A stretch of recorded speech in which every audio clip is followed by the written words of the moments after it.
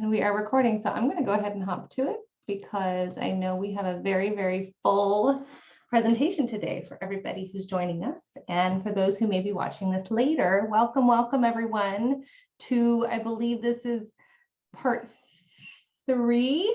This is part 3 of our Seven Senses series. Today we're going to be talking about the olfactory system. I'm Jennifer Tarnay. I am the project director. Oh, and everyone fell out of my ear for the Hawaiian Pacific Deafblind Project. And I'm joined by the rest of our team here. I'm going to bounce it over to Mel real quick to introduce herself, and she can bounce it around. Hi everybody, this is Melanie Lee speaking, and I'm the project coordinator. Can you hear me? Are you getting an echo? Echo. Okay. I'm a project coordinator for the Hawaiian Pacific Deafblind Project. And I'm wearing a red shirt, and I'm Chinese, and I'm wearing colorful earrings. Thank you for joining us today.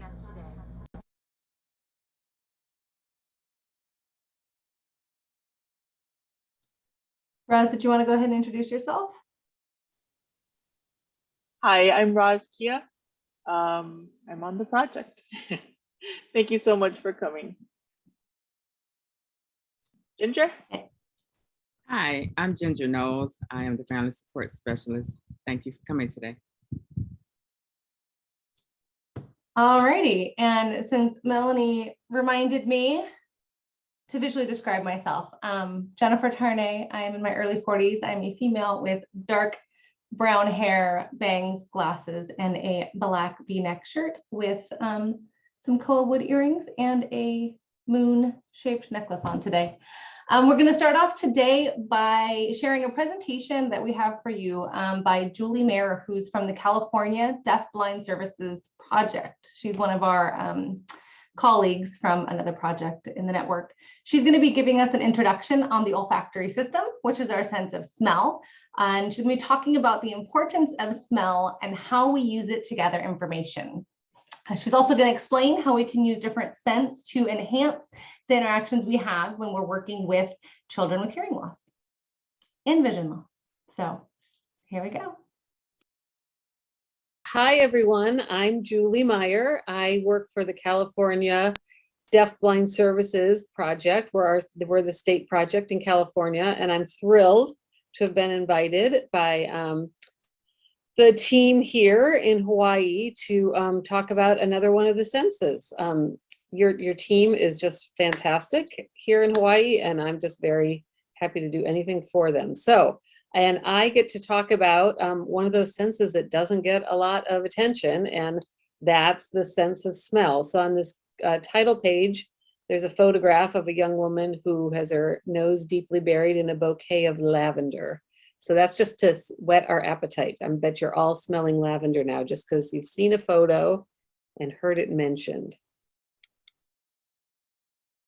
And now I'm going to start with a little something here that first I want you, for those of you that can see this, it's just an image of a video that's going to start of, it says gentle waves on a small white rock beach, relaxing ocean sounds. And just if you were just seeing a picture of this, you might have a lot of information about the environment and about where you are and what you might find there, what to expect. And if I go ahead now and start the video, get some information. Let's see. I go up here and add some computer sound, share computer sound. Now you should hear it better. So now we've added another layer of environmental information that someone would have. So if the person didn't have sight, I'm going to pause it. You can hear me over the waves. If a person didn't have sight, they might hear this though, and that would give them, if they've had this experience of being on a rocky beach where there's waves, they might again have some information about what's in their environment and what to expect. A person might also get that experience by feeling the sand as they're walking onto a beach and getting tactile information. But I bet we're not even aware of it, but I know this happens to me when I get near, and I live not far from the coast in California. I'm not as surrounded by water as all of you are, but I do live not too far from the Pacific Ocean and some bays. As soon as you get kind of near that water, you know you're there because you smell it. The air is completely different when you're around salt water, briny water, fresh water. So that's something, that's another one of our senses that's giving people information about what's going on in their environment. So I wanted to start out with something that would kind of tie to the fact that I'm presenting to Hawaii and the Pacific Islands. So there's your little bit of ocean. So just keep that memory. I looked at, I know that Jen presented a while back about all of the sensory systems, and just it's important to keep remembering that they all interweave and they layer on top of each other. And sometimes one of them is more prominent in terms of pulling the information in, but they're all kind of working in concert. And you're going to learn something about the sense of smell, that the sense of smell is one of the hardest working senses. It just really never stops. Okay. Go on. Okay, quick review of the senses. I know Jen spoke about 8, and I'm not going to talk about interoception right now, but I'm going to talk about these 7. So our visual sense, our sense of sight. The auditory sense is how we hear things. Olfactory is the smell sense. Tactile is touch. Gustatory is taste. Your vestibular is your balance sense, helps you with motion. Your proprioceptive sense, that physical body awareness, where your body is in space, what your body is doing, okay? So what's interesting about the different senses, they are all working in concert and together, but these 5, the top 5, their whole job is to gather input from the environment. They're gathering external input and sending it to the brain. And then the brain is taking that information and deciding what to do with it. The vestibular and the proprioceptive senses, the last 2, that they're not gathering external input. They're gathering their input from how their body is moving and how their body is working and where their body is positioned. But those 5 senses are all gathering external input, and depending on what the input is, a certain sense is kind of heightened in terms of what the brain is spending their time processing and figuring out. Now, there's only 3 that gather information from a far distance. And we always think of vision and hearing, and that is why deafblindness is a disability of access, because people with limited or distorted vision and hearing information that's coming in aren't getting that other distance sense information. They're at a bit of a disadvantage in terms of other people who are picking up that information all the time and making decisions and about it and reacting to it.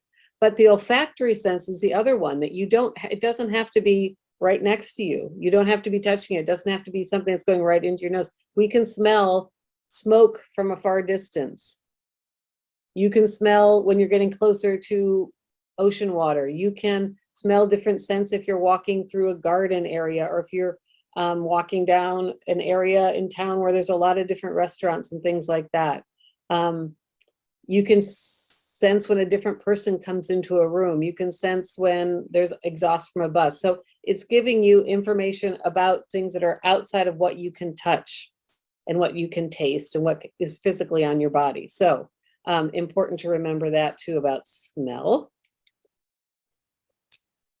Now I have a really wonderful photo here. It's a woman with dark hair, and she's holding her child, and he is deafblind with multiple disabilities, and he's resting his head on her shoulder. This is Myrna Medina, our family engagement specialist here in California. And it's a photograph I have of her and my son, her son, in my office. And you know, when I was putting, and I love this photo for a lot of reasons. It clearly expresses a mother's love for her child and expresses his love for her. But when I was putting this slideshow together, it really made me think that, wow, there's a lot of information he's gathering from this embrace or just being held by her. And she's at some family event. And so she's able to engage with other people, but what she has is her son is there and he's very supported. by the way she's holding him. So his vestibular and proprioceptive senses, those needs are being, and he's got his head down on her shoulder. So he's not trying to keep his head up. So he's feeling, he doesn't have to worry about his internal sensory input. That's all being met because she's holding him close and things like that. But he's probably picking up on a lot of other sensory input. She's smiling, she's talking, she's laughing. So there's resonance, there's tactile resonance he's feeling, and perhaps hearing a little bit. He was pretty, he had moderate hearing loss though. So, but he's also certainly aware of the scent of her. And the scent of her is different than anybody else. And we know this about even young babies. Young babies can recognize a mother's scent. And mothers can recognize their baby's scent. There's even studies where siblings can recognize their sibling's scent. There's really, really personal things involved in that. So this is something to really remember, I think, when we're talking about children who are deaf, blind, and who have multiple disabilities, is just how grounding using that scent, the sense of smell, can be for them. Because all these things right now for her son have everything's just secure, everything's as it should be. So this getting the right sensory inputs can really provide a lot of order and security for a child who is very impacted by multisensory losses. And I think we don't think enough about that. And lots of times the world can seem like a pretty crazy, chaotic place for these kids. But if you get everything just right and you figure out how their sensory systems work, what functional sensory, how their sensory systems function. So if they can see some, if they can hear some, how well they can smell and what smells they like, things about taste, touch, all of that. If you get that all right, then things really can work for a child and really make them feel very secure. And that allows them to then want to engage. So then they can learn, then they can interact with you. So then you can build out to communication. It's very exciting. So you want to be looking for that and keeping that in mind. Okay. Back to just thinking about this one single sense though, smell. Why is it important? There's a photograph here of a woman they've got a basil plant here and she's smelling the leaves, and there's a young child next to her that has her hand up by her nose. So either she doesn't like the smell or she's maybe is holding something close, I'm not sure. But smell's important because it gives us information about our environment, and it really puts us in direct contact with our environment. You can't not smell things. That's why natural gas, there's a scent added to it. Because if there's a gas leak, you need to know that about your environment. So we're always smelling things, even if we're not aware of it. So that's something else. That's why I mean it's that hardworking sense. It's just always doing what it has to do. We rest our eyes. We can close our eyes. We can put on headphones. We can go to sleep and we're not hearing outside noises, things like that. But smell's always alerting us, always working. It alerts us to danger and threat too. That's the reason that, all animals use the sense of smell. We use it to determine where dangers or threats might be. We use it to find food. We use it to find mates or partners. Like all animals do this, including humans. Smell is very connected to taste and enhances taste. So people that cannot smell well or have a diminished sense of smell have difficulty with tasting. It provides us with good information about our own personal hygiene, whether or not we're clean, whether or not we want to add a different lotion or scent to see if we're going to smell better or want to smell a certain way, as well as other people's. It'll give you a choice about who you might want to sit next to on the bus or on the BART. And then finally, it provides opportunities for someone to develop personal preferences and make choices. So here you see this little girl, she's not sure if she likes the smell of basil, but maybe there's another scent that she likes better. So I think for, again, an individual who can't get all this information visually or auditorily, it might be another way that they can demonstrate some preferences and also make a choice about something, an activity, a person, something that they want to eat. So scented memories. So smell and memory. So there's a photo here of apple pie covered in cinnamony sugar and probably vanilla ice cream. It's white ice cream with a fork. It's on a plate. And just seeing this, some of you might be salivating right now, or might be thinking like, let me step away for a minute and go get something sweet to eat. But it also, this brings back to me a memory of my mother-in-law who loved pie. She loved to bake pie. She loved to eat pie. It was always what we would do on special occasions, is go get pie. And so sometimes scents, often scents can harken back to really strong memories for people, and both pleasant and negative ones. And this is because, and I'll talk about this in a little bit when I talk about how smell works, it's because the olfactory sense is actually very, very close to the hippocampus and the limbic system, which is what controls memory and emotions. So very, very strong memories and emotions can also be tied to sense. There's also an interconnection of our senses. Now on this picture, there's a picture of the BART train, which is our rail system here in California. And if you've ever been to the Bay Area, I know Melanie knows BART well. It's a pretty reliable form of transportation, but the interior of the BART trains, to me, smells really, really funky. I cannot stand how they smell, and they almost make me sick, but I still ride them.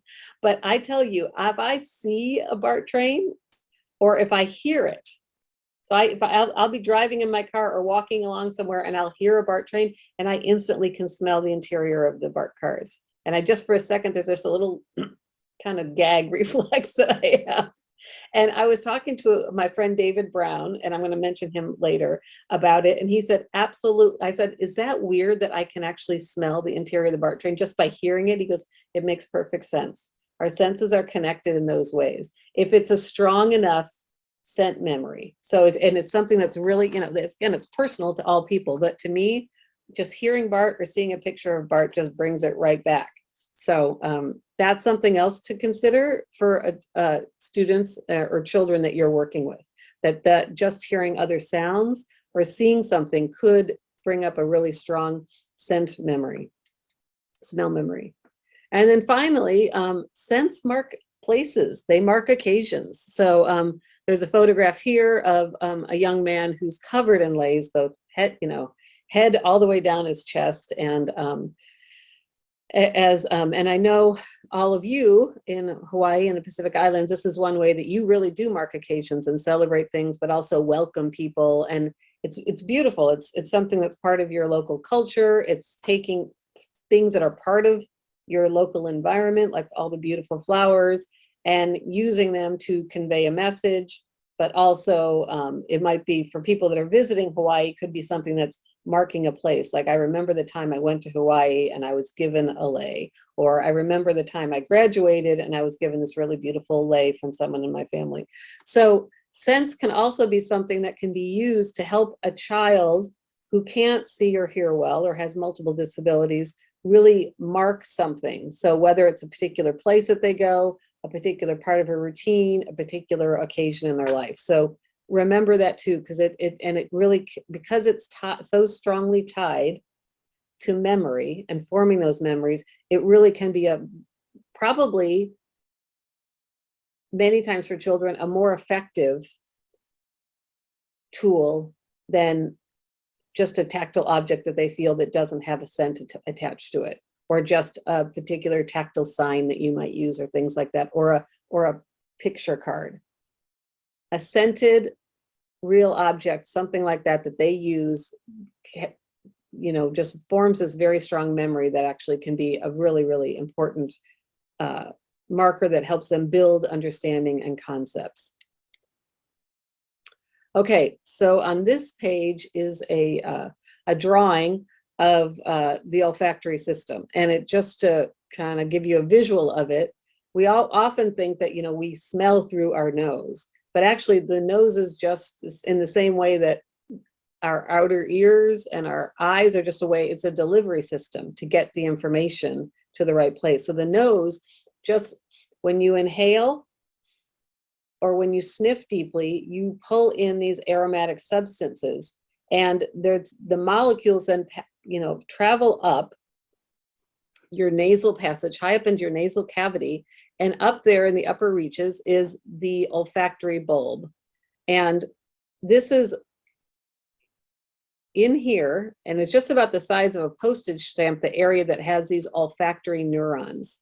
And they are the things that when the right molecule lands on the right neuron, it kind of unlocks something and sends that message straight into the olfactory cortex of our brain, which is located, as I said, in the limbic system. So this is how it works. As I said, we don't smell with our noses. Our nose is just the delivery vehicle. It takes those odors up to our olfactory epithelium, or the bulb, it's easier to say. And there's that postage size stamp area that has 300 to 450 types of different odor receptors. And different people have different types of odor receptors. It's different with all people. And when the right molecule comes into contact with that right receptor, it's going to send that to the brain. And then that's when the brain recognizes it. But again, the brain recognizes it from memory because it's smelled that before and then categorizes it. We also get this information when we chew and swallow. So that's another way that taste and smell are very connected, because it transmits through the mouth up to the olfactory bulb. And where I got this information is David Brown's article, which there's a link on the final slide that you'll have. And then this really great book, I'm going to give a plug for Bill Bryson if you don't know about him. He's a terrific writer, and it's called The Body, A Guide for Occupants. And he breaks down everything in the body, head to toe, inside out, everything. And there's a whole section on the sense of smell. It's a good book. Some more fun facts about smell is our sense of smell is 10,000 times stronger than our sense of taste. And everybody always talks about the sense of taste, and we talk about good food and things like that all the time. And if we didn't have such a strong sense of smell, taste would not be doing what it can do. It's the only sense that bypasses the hypothalamus, which is the part of the brain that decides what I need to pay attention to and what I don't need to pay attention to. So you could be listening right now to this presentation and there could be birds twittering outside, and you don't need to pay attention to that. Your brain's telling you that auditorily, because your auditory system did go through the hypothalamus and decide this is what you have to pay attention to. If all of a sudden there was a siren going down your street, then you'd pay attention to that. Or if it started to rain really hard, you'd be paying attention to that maybe instead of me. But smell doesn't do that. It just goes straight to the auditory cortex. So it bypasses that. And it goes up to that primitive part of our brain where there's those strong connections to emotions and memories.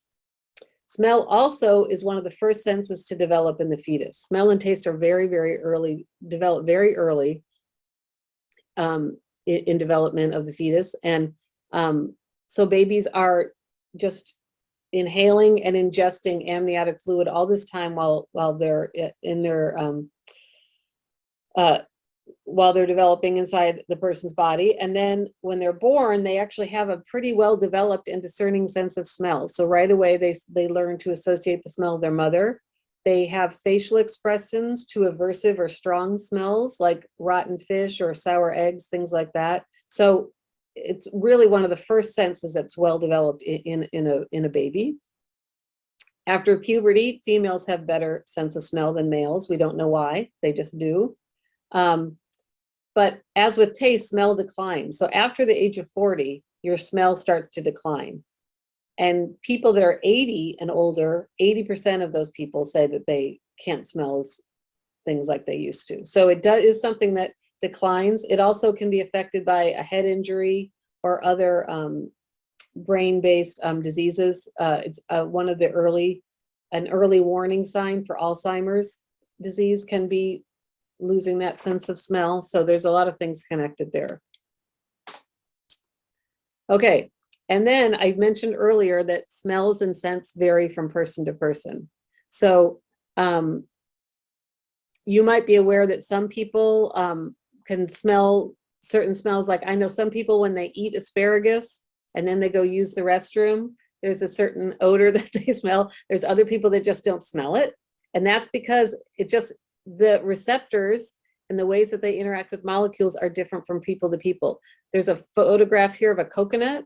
Some people love the smell of coconut and some people find it really aversive and don't enjoy it. I have that reaction to root beer and to watermelon. I know they're two summertime favorites, and the smell and the taste of either one of those things, I'm like, no, thank you. So that's something else to be aware of if you're working with a child who's not able to effectively communicate to you that I do not like that. We should not make the assumption that every scent that we're offering or every scent in an environment is great. I know Jen talked about this in her training, that she loves cleaning products. And it made me think that, because my daughter, we go to this cabin a few times a year, and she's really good at helping to clean up the cabin at the end of the week, but she can't stand the smell of cleaning products. So I have to have her pack all her stuff up. She does some light dusting and some sweeping, and then I'm the one that has to get out the heavy duty, like Lysol or lemon and things like that, because it makes her just feel sick, and then we have to drive a long way home, so we avoid that. Okay, so problems with smell outside of the fact that some people have aversion to certain smells. You probably all have had this experience of if you have a bad head cold or chronic congestion, or some people even temporarily have lost their sense of smell if they've contracted COVID, is that can really decrease your ability to smell. And it makes sense. If your nasal passage is clogged up, it's probably obviously going to have some problems. And I don't know the why of it because I'm not a scientist, but it makes sense to me that if that is all clogged up, that would be that your olfactory bulb would not be functioning as well at that time either. So that's something to keep in mind for kids you work with, or if you have a child with multiple disabilities or who's deafblind. If you know a child with CHARGE syndrome or other syndromes where cranial nerves are involved, it's important to know that certain cranial nerves are very important to delivering types of smells. So the first and the fifth cranial nerve deliver different types of smells, and it's really necessary for them to be effectively working for the smell sense to work. So the first cranial nerve looks at qualitative features like the distinct smell of, say, a lily flower or one of the flowers in a lei. And then the fifth ones are more about kind of certain qualities like spicy or hot or sour or rotten, things like that. So picks up on those types of sense. If a child doesn't have any sense of smell, that's called anosmia. So if you hear that word, and it is pretty common in children with CHARGE syndrome that they either don't have that smell or that it's very, very decreased. And then what's interesting about those children is oftentimes they're very picky about what they enjoy eating or what they will eat. And they're very connected to texture, which to me makes sense.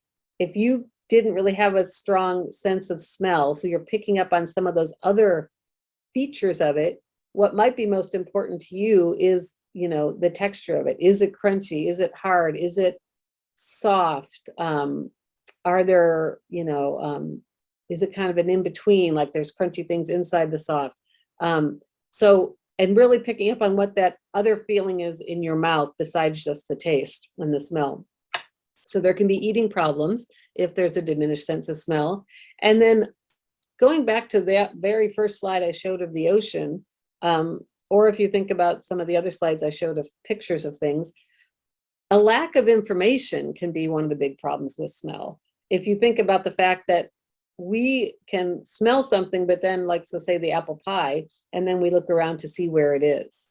Or we can smell briny water and think, oh, I wonder, we just got out of the car somewhere. I wonder where we are, and know that maybe you're down near the bay or something like that. But if you can't see those things or hear those things, you might not know what the source of the smell is. So that's something else for us to keep in mind. Is there another way that they can pick up that information, or are we going to have to directly teach them that information?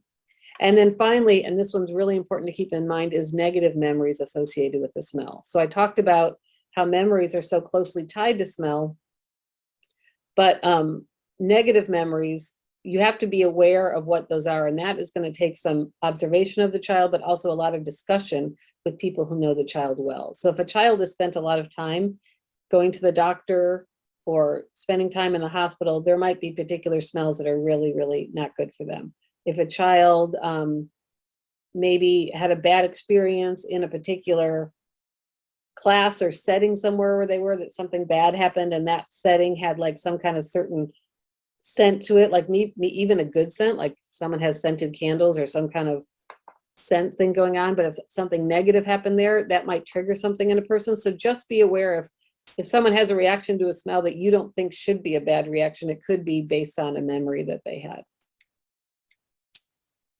So now tips for exploring smell when we're in particular thinking about children who are deafblind, and especially those who may be emerging communicators or have multiple disabilities and can't really tell you either through sign language or spoken language what they're smelling or how they're responding to it, is just to observe the child and pay attention to how they're responding to smell. Like, do they notice a new smell that enters the environment? Do they try to find the source of a smell? Are there particular smells that they do like or that they don't like? So those would all be good questions to ask.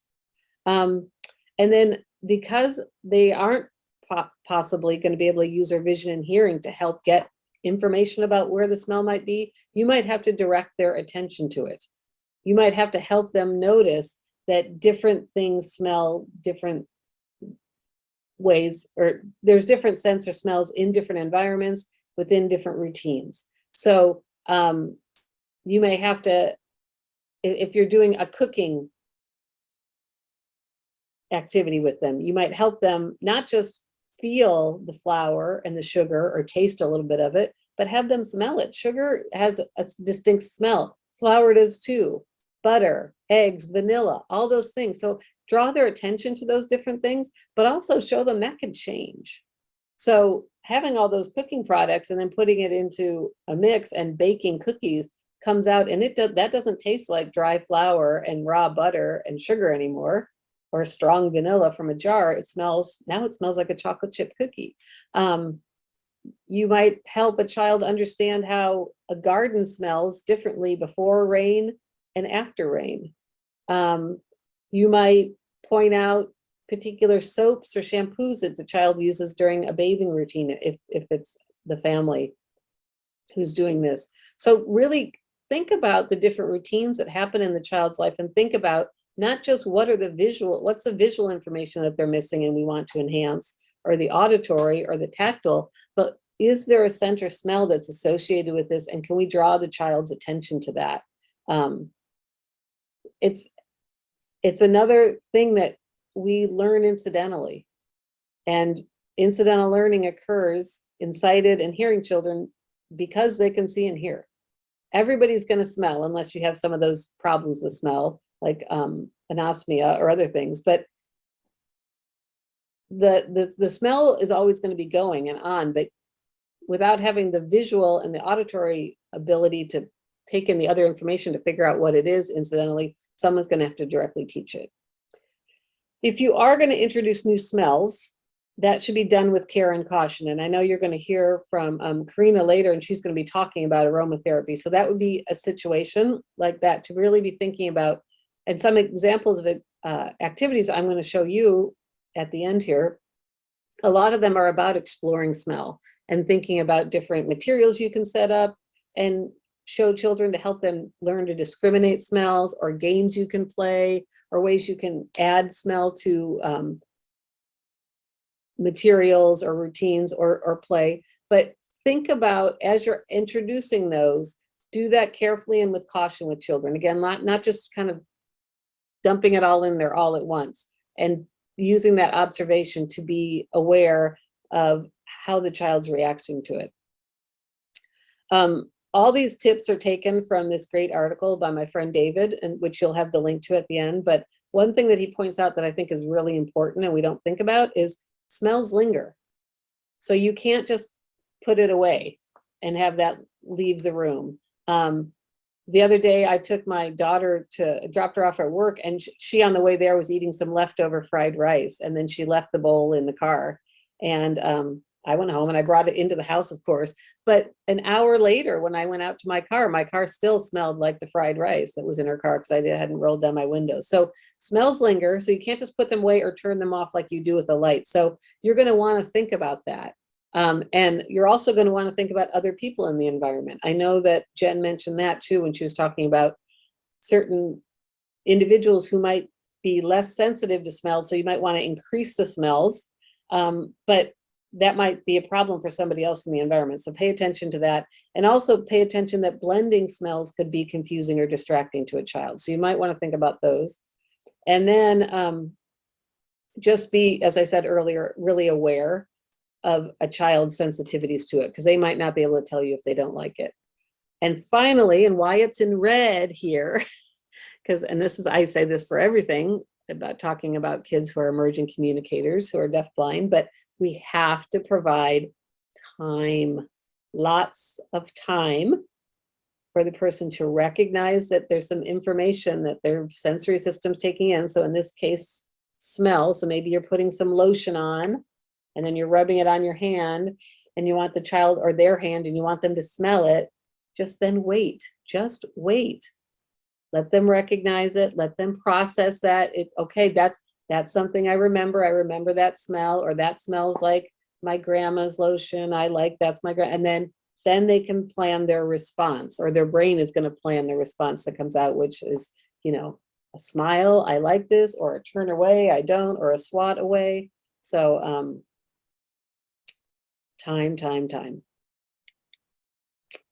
Okay. So enhancing smell. So we might need to do this for students who, again, are missing a lot of this incidental learning opportunities, and we're trying to directly help them understand unique smells of things. So the first thing to do to enhance smell is just make sure the child's close enough to the source of the smell, and also allow them to maybe feel the thing. So here is a young child who's caressing a lemon, and the lemon had been grated a little bit. So that enhanced it even more because we've grated the skin a little bit. So now she's able to really take in that scent of the outside of a lemon. If you cut it open then, and they did because they were making lemonade, and then she's squeezing it, she's getting a lot more information. So she's getting tactile information, taste information, smell information, but she's also being able to, just really touch it and explore it and see it. So think about if there's those elements to add. Instead of just pouring cinnamon from a jar into a recipe or some kind of play material or something, let the child touch the cinnamon stick and explore it. Or if you cut open a coconut, don't just give them a scoop of coconut, but let them, be part of that whole thing, the outside of the coconut, helping to split it open, feeling it. So letting them really kind of understand where that smell is coming from.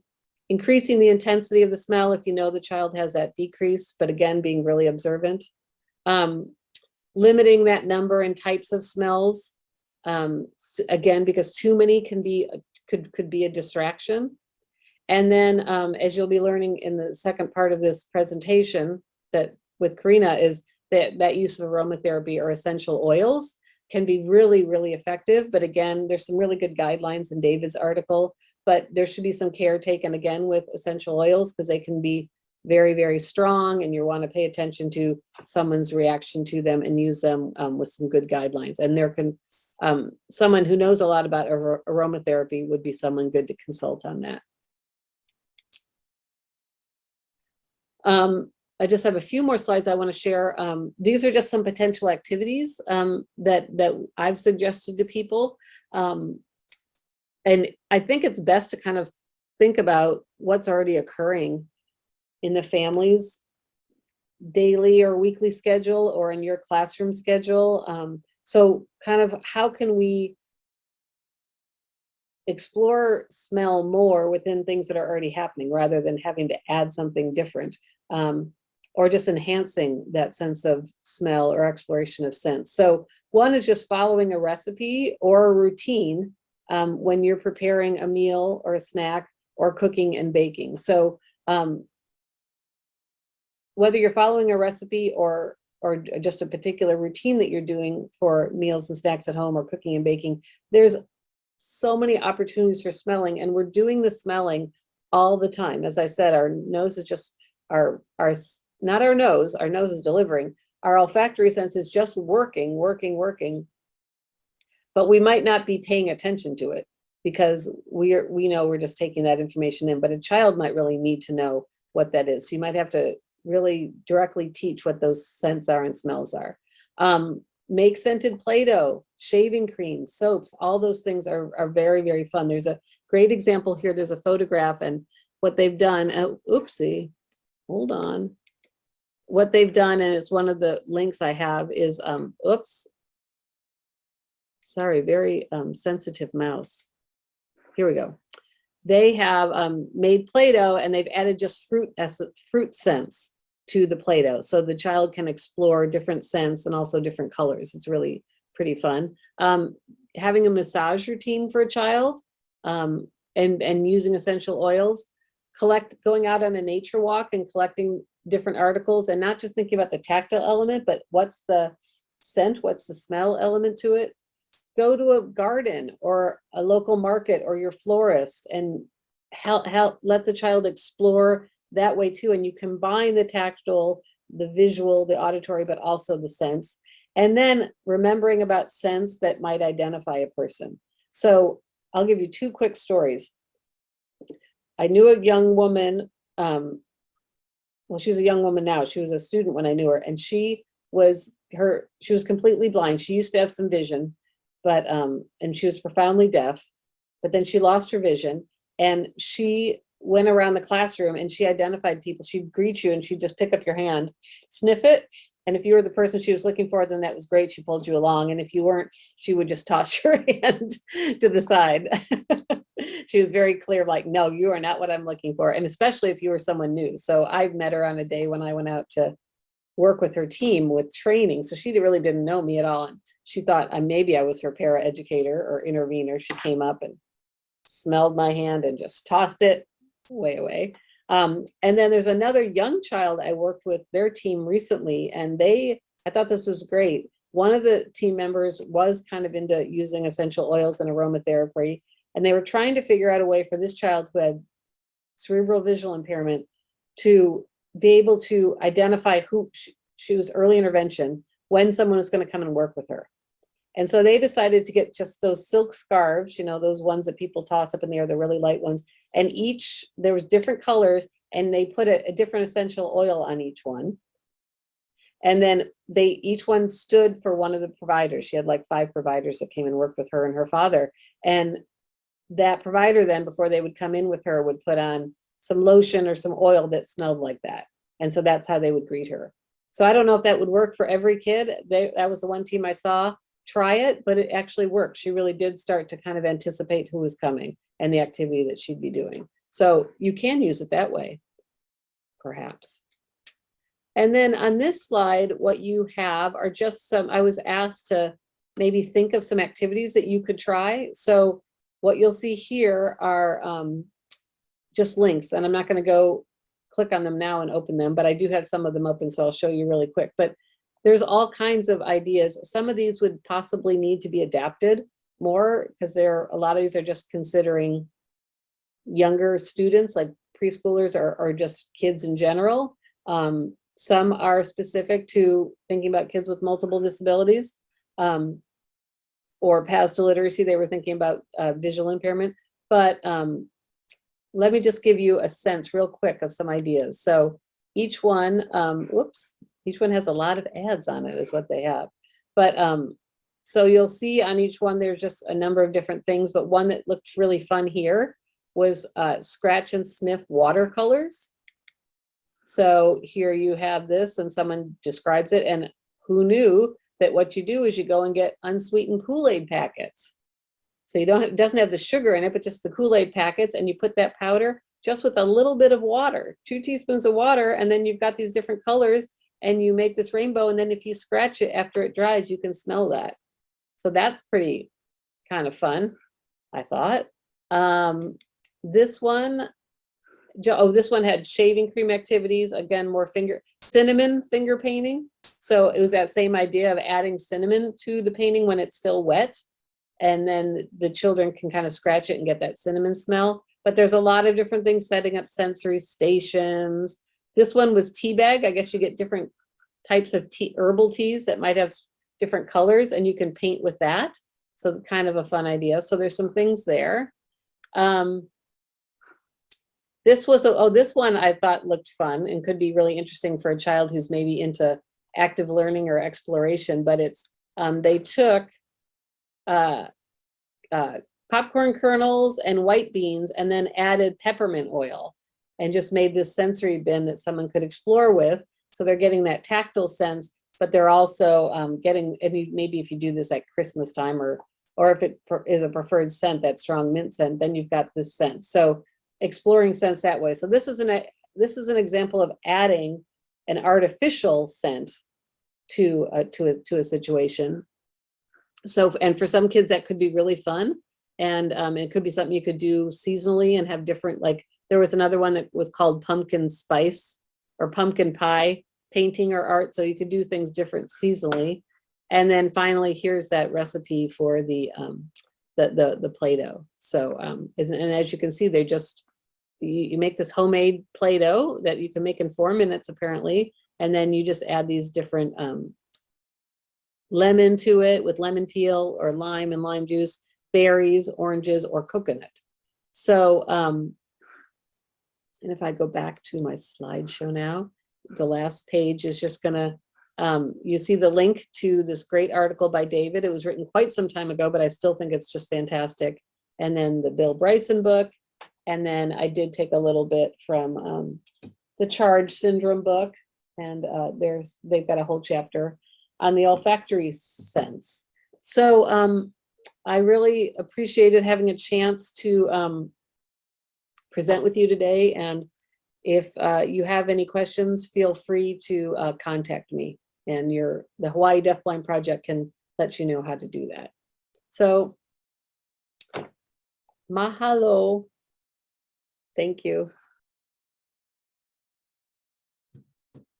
All right. So that was Julie Mayer, as I shared before, from the California Deafblind Services Project. They are a counterpart of ours from the network that provides the same services we do, but to children and their families in California.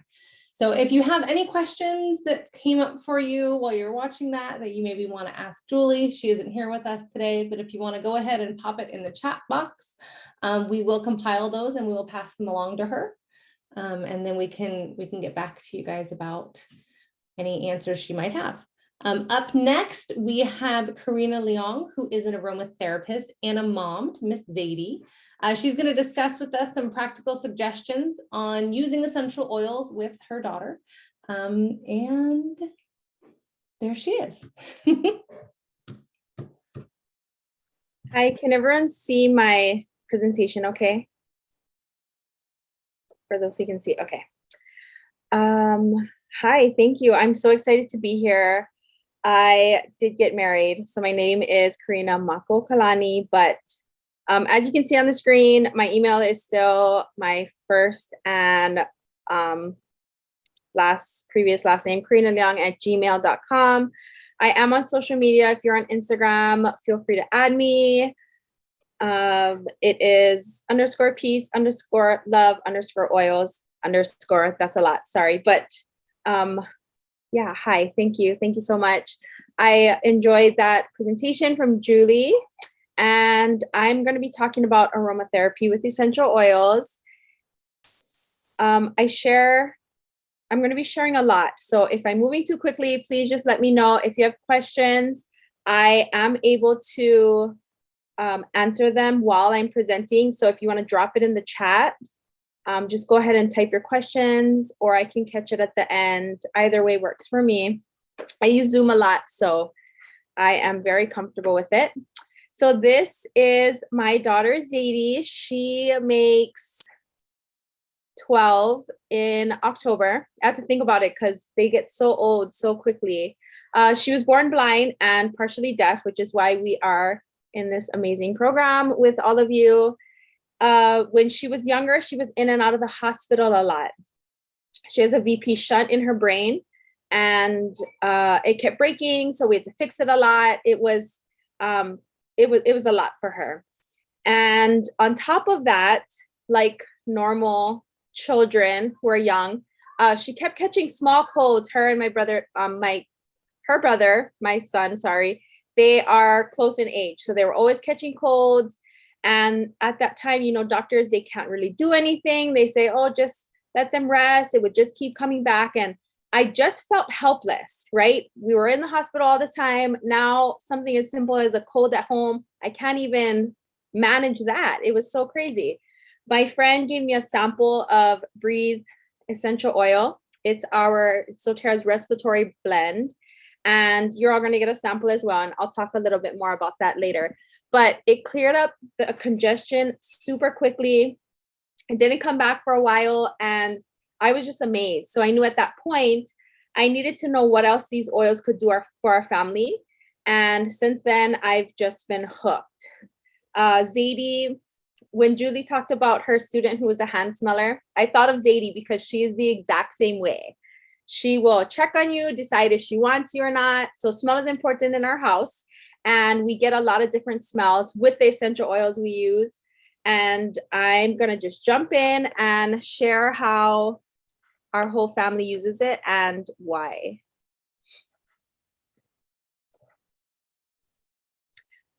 So 3 cool things about essential oils. The first is that they're natural and safe. So there's no side effects when you use them. There's no addictions.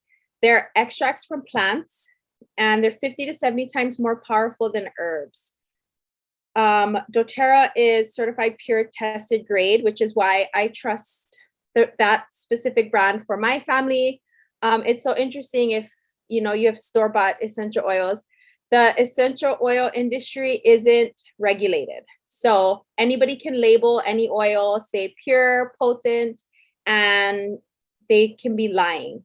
So, with Zadie already on a lot of prescription medication, I really felt strongly that I needed to go as natural as possible with anything that I could, right? So not only essential oils, we eat better, we try to at least, right? So just this whole lifestyle, I use natural cleaning supplies. So it's all kind of what I wanted for my family after, all the prescription medicine. She's still on some prescription medications, but I do what I can at home with our essential oils. So I'm super happy about that. The second cool thing is that they are very effective. Essential oils are very effective. So if you are a health provider, please give me a second while I just do some basic biology. Really quickly, pretend that my hand is a cell in your body, and all of our cells are protected by like an oily membrane, right? So when you go to the doctors for, say, a bacterial infection, which lives on the outside of the cell, they can give you an antibiotic and you'll feel better in usually 5 to 7 days, right? Because the prescription medications, they're water-based and they can get to that bacterial infection that lives outside of your cell. If you go into the doctors and you have a viral infection, which lives actually inside of our cells, they are going to tell you, go home, rest, drink water. There's nothing they can really give you. So an essential oil can go and permeate that protective layer because it's an oily substance, and it can get to that viral infection that's living inside of your cell. So that's why it's so cool. And that's why they're very effective, because they can go into our cells. And that our bodies are filled with thousands and thousands of cells. So if you have a healthy cells in your body, you're healthy. The third cool thing is that you can have it in your home to take care of all your basic needs, right? So I'm not saying not go to the doctor. Of course, we still go to the doctor. Like I said, we still use prescription medications, but for simple things like sore ear or colds or scratches, I don't need to go run to the store or run to the doctor and ask for something. I have my tools, all of my essential oils at home ready to go. We have great books, lots of resources. You know, I can easily look stuff up and handle the basics. I do use it for bigger things like my daughter's seizures. But of course, she still is on medication as well. It's just an added layer of protection and support for when, you know, my daughter really needs it. On this slide, there's a picture of us putting salve on my dog. So everybody uses oils in my house. It's not just me and Zadie. I take care of my grandpa. We diffuse for him and make sure that he's getting all the great benefits of the oils. We use it on our new babies. I'm always having children apparently. So everybody gets oils on them. And then like my photo, I use it on my dog. So essential oils are so amazing. You can make different things. So I make salves, I make vapor rubs for my children. And then for our dog, he is a shorty bull. So he has a lot of like ridges on his face, and that gets really rashy and dry. So I make this salve and we put it in. If he licks it, it's okay because it's all natural, right? I use some beeswax and fractionated coconut oil with the essential oils, boil it up, make the salve, and then we can easily put it on anything, not only his face, but his cuts or scratches or rashes or anything. So everybody uses essential oils. And I will talk about the 3 ways we use them.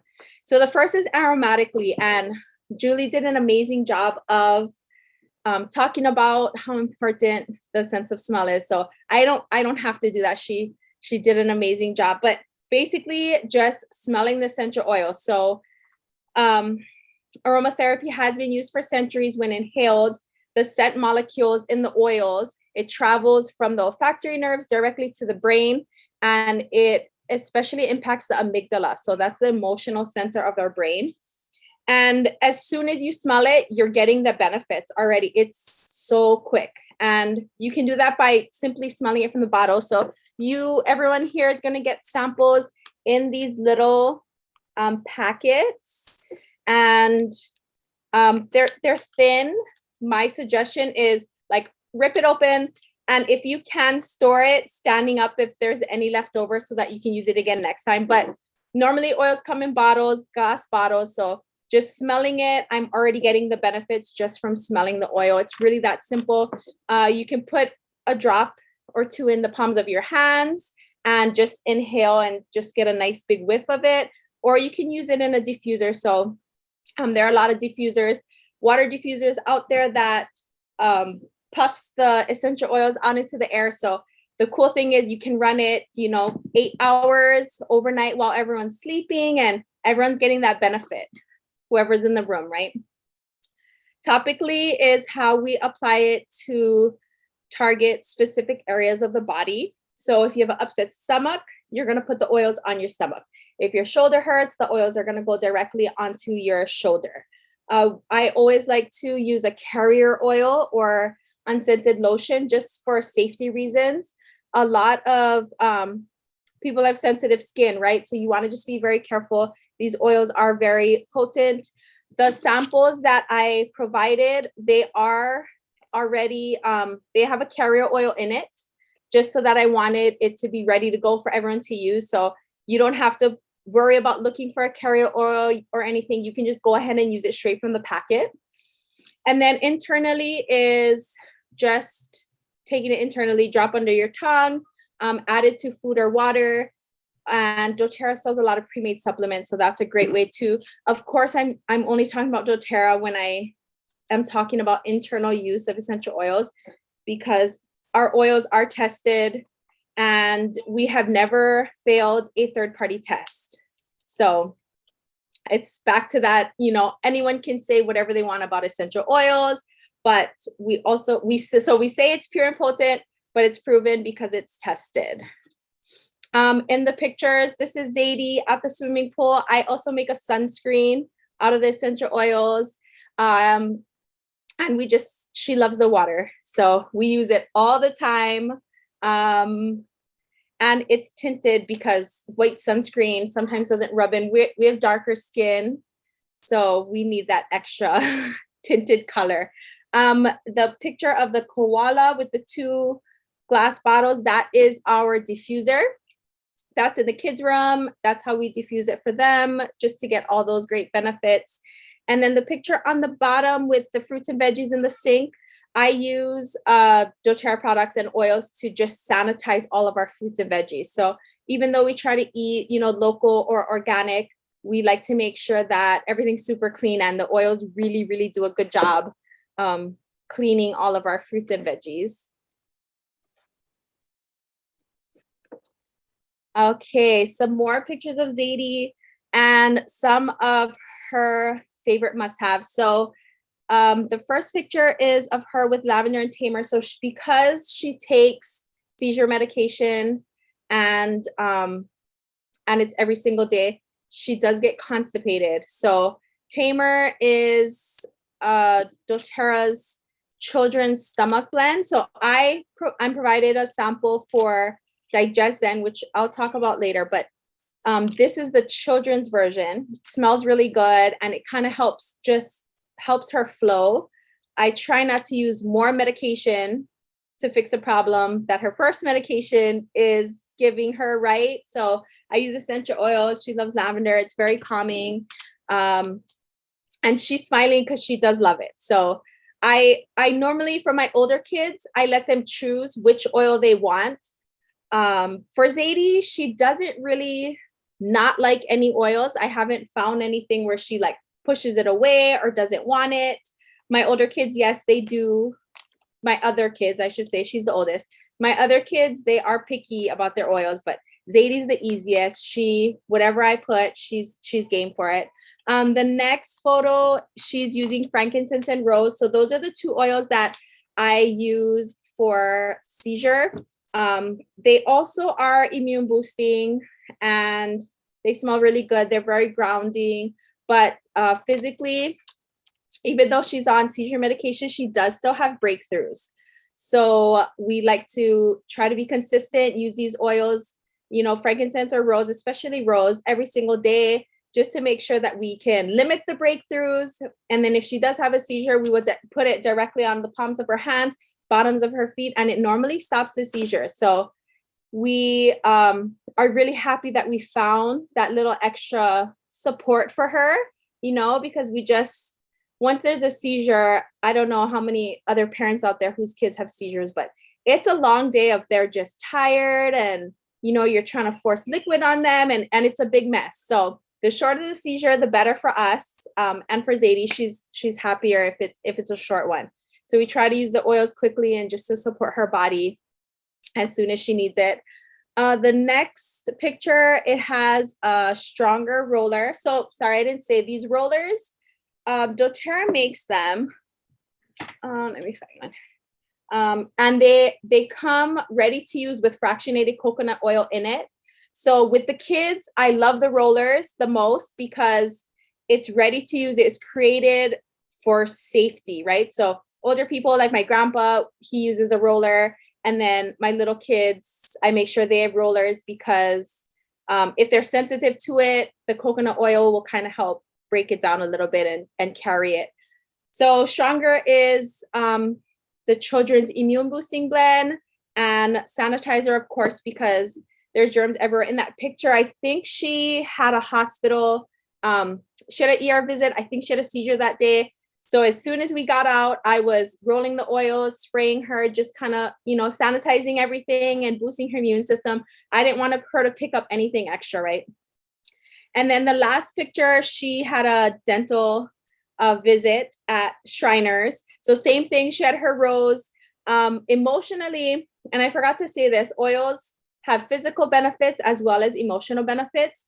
So yes, we use the rose for the seizures and the immune boosting, but emotionally, it's the oil of unconditional love.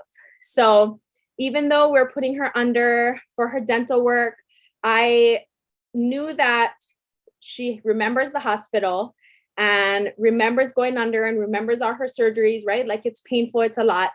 I just wanted her to know that she was loved. So she's sitting there, she got her roller, she's smelling it, and it calmed her down for that minute. Of course, they were taking her in and she was like, no. But at that time, at that moment, she knew that she was loved. So I love the oils for their emotional benefits as well. Okay, so why doTERRA? I talked about how they're pure and potent, how they're tested. What I didn't get to talk about yet is what they do for the whole wide world. So they get their oils where the plants grow best, right? And that's what helps make them pure and potent. So Hawaiian sandalwood, they grow in Hawaii, right? Because that's where it originates from. That's where it grows best. And what they do and everywhere they get these oils is they help with whatever the community needs. So in Hawaii, all we need really is forest, right? Native Hawaiian forest, because we don't have that. We have schools, we have hospitals, we have water, right? Some of these places don't even have water where they get the oils from. So they'll help make them, build them a water well. Here in Hawaii, we just need native Hawaiian plants. So there is a reforestation project happening in Kealakekua, and that is in Kona, the other side of the island from where I live. And they have started the largest reforestation project Hawaii has ever seen. I think within 4 years, they planted almost 300,000 native Hawaiian plants. So the photos here, we got to visit the nursery and we got to help. We pulled weeds and just kind of helped and give love to all the little baby native Hawaiian plants. You can kind of see in the photo just thousands of seedlings and saplings are growing in the nurseries. It's so amazing to see. The picture all the way at the end on the right is the reforestation project. Outside of the nursery, trees are already growing. It's only been, like I said, 3 or 4 years, and these trees are getting pretty big. So it was really nice to see. But I love that I'm spending my money on a company that cares about the earth. You know, we have to vote with our dollars. So that's really important to me. And buying the doTERRA essential oils, it's helping not only my family, you know, my grandpa, my kids, my pets, whoever is in my life, but also the people behind the bottle, right? So every time I buy a Hawaiian sandalwood oil, I know that the money is going to that nursery. They're planting more native Hawaiian plants. Every time I buy lavender essential oil, they are supporting the farmers and people out in Bulgaria where lavender is grown, right? So doTERRA is a company who cares. And I just wanted to share that. It was amazing going up there and seeing all these native plants. Like I've never seen that much native plants anywhere, right? You go to the farmer's market, maybe there's 5 or 6, but this was amazing. They're not only growing Hawaiian sandalwood, they're growing all kinds of plants, right? So we saw, I'm not sure if anyone's familiar with native Hawaiian plants, but a'ali'i, mamaki, I mean, I'm like blanking. There are just so many different plants. Can people buy doTERRA in Micronesia? I don't know. I can find out and we can figure that out. I hope so. They are worldwide. They are opening up, you know, shipping places all over the place. We just got a new, we just got a shipping port or whatever it's called in Kapolei on Oahu. And you can actually go and pick up, I think the pickup is in Waianae, but they're always expanding. So if someone is interested in getting doTERRA in Micronesia, we will figure it out. Oh, okay. Same postal rates. They should. I wouldn't see why not. Okay.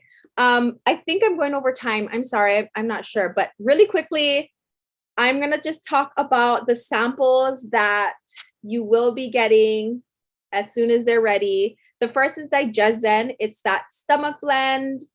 It helps with nausea, constipation, diarrhea, overeating, upset stomach, stomach ache. I'm an overeater, so I always need that oil. It's like something so good, I eat a lot. And it goes directly onto your stomach. You can also take it internally if you want. It's not my favorite taste, so it just depends on what you like and what, you know, everyone's body is different. So it depends on what your body's going to respond to. The next one is Breathe. That's the first oil I ever tried with my family. It's a respiratory blend, helps with congestion, cold, asthma, flu, and coughs. So anytime my kids are stuffy, I'm putting it on their chest, you know, behind their neck, kind of behind their ears, bottom of the feet, just really getting, helping their body process, right, all that congestion. Lavender is calming for the mind and calming for the skin. So anytime there's rash, cuts, bites, and then even like stress, you know, relaxing, any kind of anxiety, bedtime, lavender is really, really good to use. My daughter's 80, she likes to stay up all night. She does it by herself. I fall asleep, but I'm blasting that lavender in the diffuser because I'm like, okay, it's nighttime, you know. Adaptive is the calming blend. So another calming for the mind, stress, anxiety, and they did a lot of research. It's also good for focus. So if you are trying to get some work done, or, you know, you want your kids to get some work done, Adaptive is great for that. And then the last one is actually two different oils. It's citronella and lemon eucalyptus, and it's a bug repellent. So doTERRA does make a different bug blend. I don't like the smell of it, so I wanted you guys to smell what I liked, and that's that citronella and lemon eucalyptus blended together. So it's two different oils, and you can just, you know, put it on top of your clothes or your arms and legs if you're going outside. I like to put it in the diffuser, and you know, if we're having like a picnic or something outdoors, I like to diffuse it outside just so that the bugs keep away. And that's it. Thank you so much for letting me share about aromatherapy and essential oils. Any questions or comments? Please reach out if you want to know more. I'm excited for you guys to get your samples. I hope you all enjoy them. Thank you. Thank you. That was amazing, Karina. Thank you so much. I did want to tag on to one thing that you said that I think is very, very important to reiterate, is that you said with the doTERRA oils, you are able to ingest those, that they have been tested and that they're safe. There are a lot of other essential oils out there, and I just want to make sure that anybody who's here today or watching this later doesn't think that all essential oils are safe to be consumed, right? There are some out there that you can buy at CVS or Long's. Please don't eat those. Please don't put that in your food or drinks. Those have not been tested to be safe for consumption. So doTERRA, different story. Thank you so much. That was amazing. I am inspired and I am delighted, and I'm super excited for the rest of our Pacific Ohana to get to experience samples once they get out. We'll be sending those to you folks shortly. Anybody who has any questions for Karina, please feel free to either speak up now, you can pop it in the chat, or we will, we have access to her all the time. So if you want, we can give you her contact information. That's all we have for everybody. Thank you to our interpreter, Michelle, who worked very, very hard today, and for Roz for stepping in and helping out with us. Thank you, everyone. We will see you in September for our next Sense, which will be Touch on September 29th. Same time, same place. Please share with your friends. And if you really enjoyed this today, then let your friends know that this will be posted and they can watch online. Take care, everyone. Thank you.